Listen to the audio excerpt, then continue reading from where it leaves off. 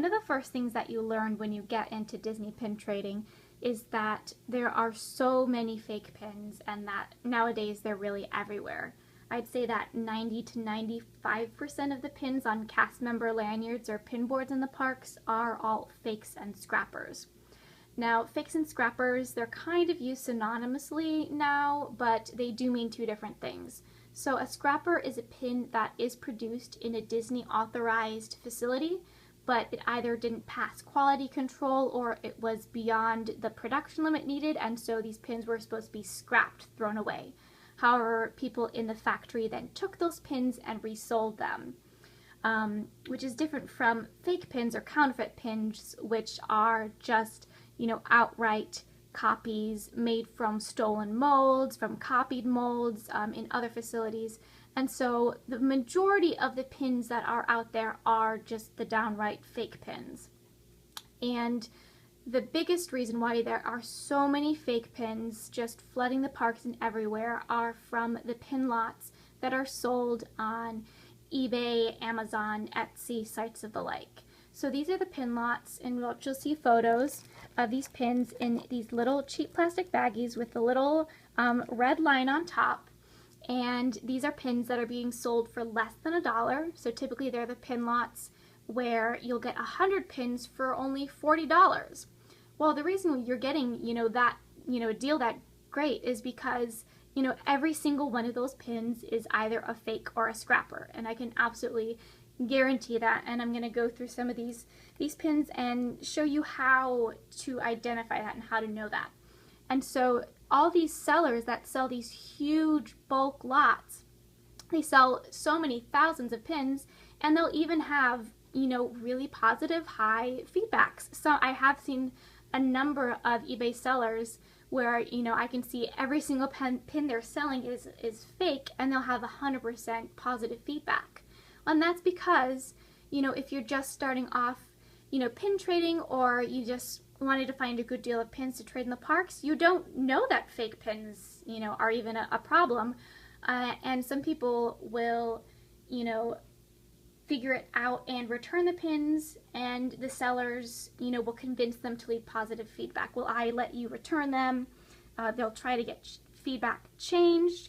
I'll see feedback often like some of the pins were fake, but there were a few real ones in there. And the only reason why there's really that feedback is because people just aren't really versed in being able to identify fake pins aside from the ones that are just really obviously fake and really junky quality.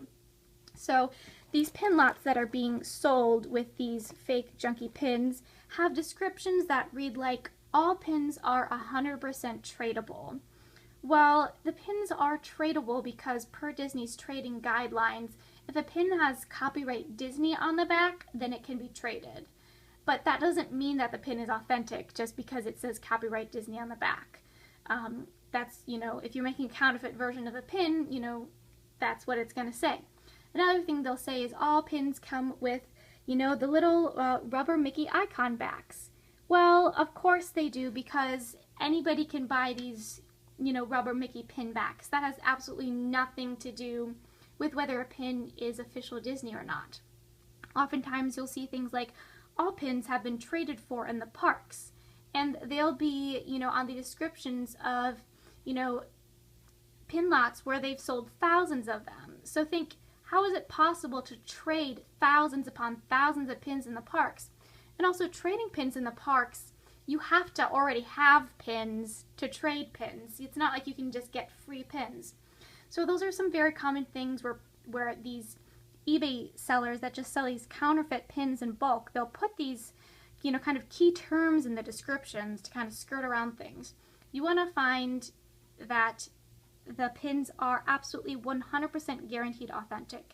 So I would absolutely 100% recommend avoiding all pin lots like this on eBay or Amazon or anything like that, because I can absolutely guarantee every single pin you're getting is fake. And then if you're bringing these pins to the parks, you're, supporting the production of counterfeit goods. And so just don't support these sellers who make their livings, selling counterfeit goods. And it really just sucks the fun out of pin trading, because all the pins in the parks now are just junk, and you see the kind of same pins on all the pin boards. So I'm going to go through a few reasons why you can tell that these pins are fake, and if you trade in the parks, kind of some certain ways to check authenticity of the pins. So we're going to start off with this pin, which is very easy to tell it's fake. So this pin is a hidden Mickey pin, and hidden Mickey pins are the most commonly faked pins out there. All hidden Mickey pins have the little Mickey icon here, and there's different ones released generally every year at both of the Disney parks. And so this pin, you can see there's something kind of important missing from Meeko. So Meeko is missing his pupil in this right eye. So if there was an authentic version of this pin, Meeko should have both of his pupils just fine, no problem. And so this is the pin that, you know, outright you can just say like, well, this is fake. That's just a really bad pin. And the other ways you can tell this is fake, so this is where things start to get more difficult. In terms of the waffle pattern on the back, that's what it's called. These are the Mickey ear waffle patterns. And so, at least to date on hidden Mickey pins, and this only applies to hidden Mickey pins, these Mickey ears should go off the back of the pin smoothly. So I'm going to show an example of what I mean by that with an authentic hidden Mickey. So this is an authentic hidden Mickey pin, and I know that because I got this from this sealed hidden Mickey mystery pouch. I highly recommend these if you're looking for authentic hidden Mickeys. And so, as you can see on the back of the pin with the Mickey ear waffle pattern, they go off the back smoothly, meaning there's no border. Whereas if you look at this pin, there's a very large border here where they just don't go off the back smoothly. And so, at least for these hidden Mickey pins, that is a way to know if you see a pin with a border like this, it is fake. However, this border rule does not apply to pins other than hidden Mickeys, because starting in 2011, I have an example of a 2011 pin, authentic Disney pins from the parks, you can see serial number screen printed on here, have borders. And then I have another example of an authentic pin. I just got this one from Disneyland from the Disney Travel Company this January. And as you can see, this pin has large borders along the back. So although these pins are authentic, they also have borders. So that's why it's only so far hidden Mickey pins have the backs that should go off smoothly. If you're looking to authenticate a pin that's not a hidden Mickey pin like this, you would have to be able to compare it to a guaranteed authentic version. So a lot of people, if they do pin unboxings, they'll show the back of the pin and they'll say, yes, the Mickey ears do go off the back smoothly, there is no border. Or they'll say, yes, these pins actually do have a border, because now for non-hidden Mickey pins, you do have to compare it to an authentic version to know how the pin should be. So here's another example of a pin that is fake junk, is this mini, and you can see that there's a whole bunch of metal that just hasn't been cut out, and there's a whole bunch of sharp edges here. So a Disney pin an authentic Disney pin would never have jagged edges like this. They would always be smooth. So that's how you can tell with this one that it's really junk. You can almost see here that there's a large paint dip there. That quality is very bad. So again, there now are, because Disney quality control has gotten so bad, authentic pins that have paint dips kind of similar to this. But fake pins will have a lot of bad quality issues like this. Now we're going to move on to this one, which is an example of a fake limited edition pin. So another common thing with these pin lots on eBay is that they'll say, you know, include some limited edition or limited release pins. Well, yeah, that's because those are all fake pins. So we have this Happy New Year mini it almost looks like a mini, but it's kind of wonky looking because the paint is pretty bad here. Got a splotch there. But the way you can really tell, you turn it around here, and you can focus. There we go. Where instead of saying limited edition of 500, it says LMTEDEDTIONO of 500. So anytime you see a misspelling like that, that is definitely a fake pin. The common misspellings, there's, I know a Little Mermaid castle pin, and instead of saying Little Mermaid, it says Litty Mermaid. So always be sure to check the spellings here. Check any of the spellings here, like authentic, you know, official, because if it's spelled wrong, it's fake.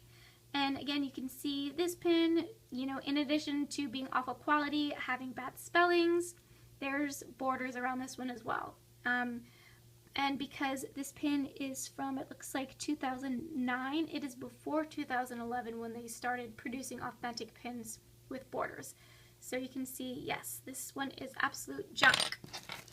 Now this Pascal pin I'm going to show is a little bit harder to tell because from the front alone, you know, the quality actually, it's not too bad. There's somewhat of a gloss to it. You know, it looks decent, like nice enough to keep in your collection. This is probably one of the pins where people in the reviews would say, this is one of the real ones. You know, it looks good enough. This one is one that has a subtle border to it, so it's not as awful as this Miko pin right here, but it's got a little bit of the border. And as well, another thing to check for is a lot of times these kind of where it says like 3 of 5, it'll say number of. It's either missing spaces or they're really spaced closely together. So you can compare it to this authentic pin here, and you can see there's a lot greater spacing between this 1 of 5, whereas here this 3 of 5 is kind of spaced in closely together. So this pin is junk. Now we're going to finish off with another Hidden Mickey, very commonly faked. And so with Hidden Mickeys, another thing to look for is coloring that's really off. So this is a good example because fake pins are not good at producing yellow colors. And so this is a really abrasive, like neon yellow, where the real pin will be a more natural version of a yellow. Also, the paint is, whoops, very streaky on this. It's kind of hard to get across, almost. Yeah, too hard to tell. But it's got a scratchiness to it that's really bad. And again, this one has a really bad border to it. So again, total junk. But I do want to show some authentic pins that have some traits of, you know, these bad pins. So like how this pin, scratchy, bad paint. This Indiana Jones pin that I bought brand new from the parks. You can even kind of hear it, just like really scratchy paint. The enamel is not smooth. But this one, you know, it's got the screen printed factory number on there. You know, it looks good, it's good. A lot of times the authentic pins will have a screen printed factory number like this. You know, I've only heard of a few instances where there's maybe fake pins that have these guys screen printed on there, but typically if you see this on there, you're good. But so just moral of this story is here, please don't ever buy these junk pin lots off of places like eBay and Amazon, because you're just supporting counterfeit sellers, and it just makes pin trading no fun. Because truly the pin boards in the parks, it's like the same 10 junk pins on all the boards, and you know, nobody wants to trade for that. But so I'm gonna leave some links in the description of good places to get authentic parks traders so that you don't have to buy these junker pins.